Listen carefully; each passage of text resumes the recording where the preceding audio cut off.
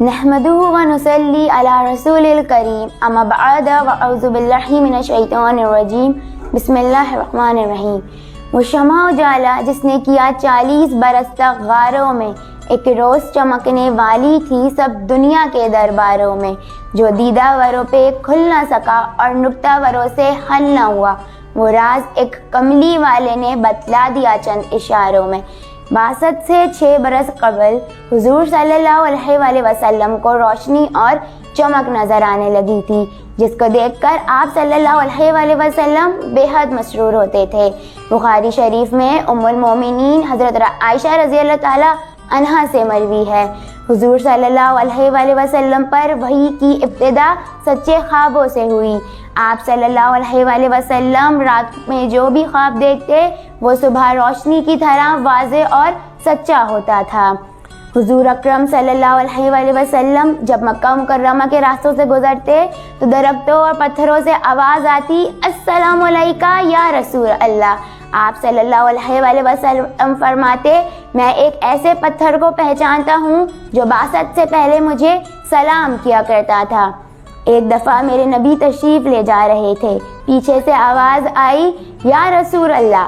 آپ صلی اللہ علیہ وآلہ وسلم نے دیکھا ایک ہرنی کے گلے میں رسی ہے اور وہ چارپائی سے بندھی ہے اور پکار رہی ہے۔ آپ صلی اللہ علیہ وآلہ وسلم قریب آئے، فرمایا کیا ہوا؟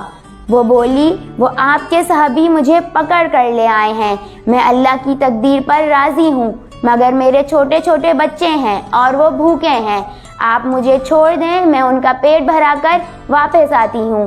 آپ صلی اللہ علیہ وآلہ وسلم نے فرمایا، تو اگر واپس نہ آئی؟ تو ہرنی نے کہا، اللہ مجھے جہنم میں ڈال دے۔ اس پر آپ صلی اللہ علیہ وآلہ وسلم نے رسی کھول دی۔ کچھ ہی وقت بعد جب ہرنی واپس آئی، کہا، یا رسول اللہ میں حاضر ہوں۔ آپ صلی اللہ علیہ وآلہ وسلم نے ہرنی کو واپس باندھا اور صحابی کا انتظار کیا۔ جب صحابی واپس آئے تو آپ صلی اللہ علیہ وآلہ وسلم نے فرمایا، مجھے اس ہرنی کو ہدیہ کر دو۔ صحابی بولے، آپ صلی اللہ علیہ وآلہ وسلم پہ تو جان بھی قربان ہے، یہ ہرنی کیا چیز ہے؟ سچ نجات دیتا ہے، جھوٹ ہلاک کر دیتا ہے۔ اسی طرح سردی کے موسم میں کھجوریں نہیں ہوتی۔ آپ صلی اللہ علیہ وآلہ وسلم نکلے، صحابہ کرام بیٹھے ہوئے تھے، فرمایا کیا ہوا؟ کہا، یا رسول اللہ بھوک لگی ہے۔ آپ صلی اللہ علیہ وآلہ وسلم نے فرمایا، بھوک تو مجھے بھی لگی ہے۔ آپ صلی اللہ علیہ وآلہ وسلم نے حضرت علی رضی اللہ تعالی عنہ سے فرمایا، علی وہ سامنے درخت ہے، اس کے پاس جاؤ اور کہو، اللہ کا نبی تمہیں حکم دیتا ہے ہمیں تازہ کھجوریں پیش کی جائیں۔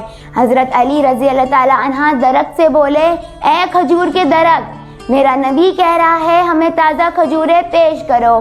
یہ کہنا ہی تھا کہ اللہ کے حکم سے تازہ کھجوریں پتوں سے گرنے لگی، پوری چادر بھر گئی۔ تمام صحابہ کرام رضی اللہ تعالی عنہ اور حضور صلی اللہ علیہ وآلہ وسلم نے سیر ہو کر کھائیں۔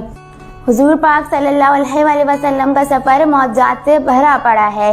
معجزوں کا ظہور ایسا روحانی سرچشمہ ہے جس کے چشمے قیامت تک رہیں گے۔ درود تیرے لیے ہے، سلام تیرا ہے، خدا کے بعد میرے لب پہ نام تیرا ہے، تیرے مقام کی سرحد کو چھو سکا نہ کوئی، کہ ہر مقام سے آگے مقام تیرا ہے۔